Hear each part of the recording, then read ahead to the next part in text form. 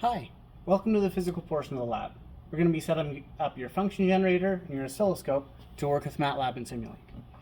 First thing you want to make sure is that your function generator, you know how to use it, as well as your oscilloscope. But we'll teach you a little bit if you don't know how. Your output will be the 2 alligator clip output. Your first channel on your oscilloscope will be yellow, and your second channel will be blue. Now, let's go to how we're going to interface this. This board should be connected to your computer via this blue cable. This board has a lot of inputs, but we only really need to use 3. First, we're going to set up our voltage input. That voltage input is going to go to this top left. Once we have that in, make sure that your first channel, your yellow channel, and your function generator are connected. That's your input. Then you'll need the ground. That ground can be connected in 2 places. Here on the board, or here on the board. For this example, we're going to use this second pin.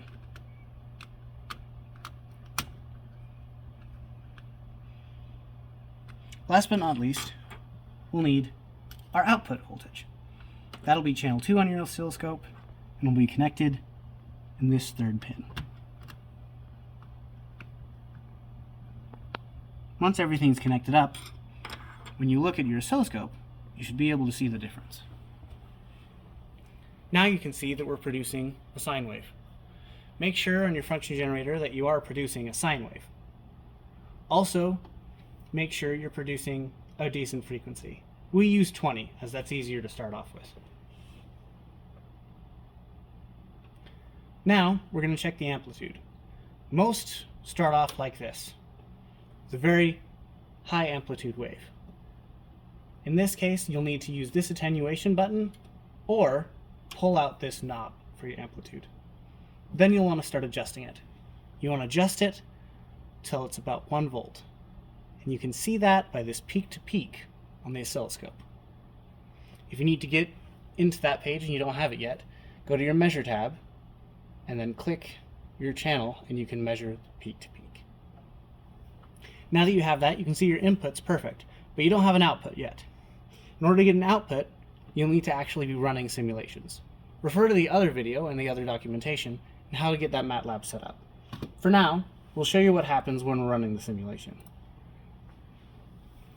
This 20 Hz signal is giving us a pretty weird wave, but you can see the output looks as we expect.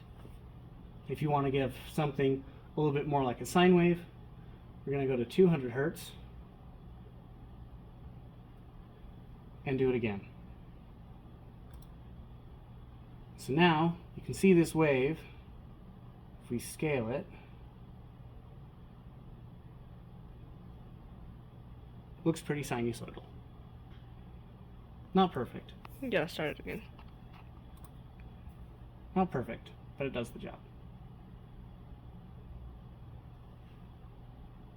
There you go.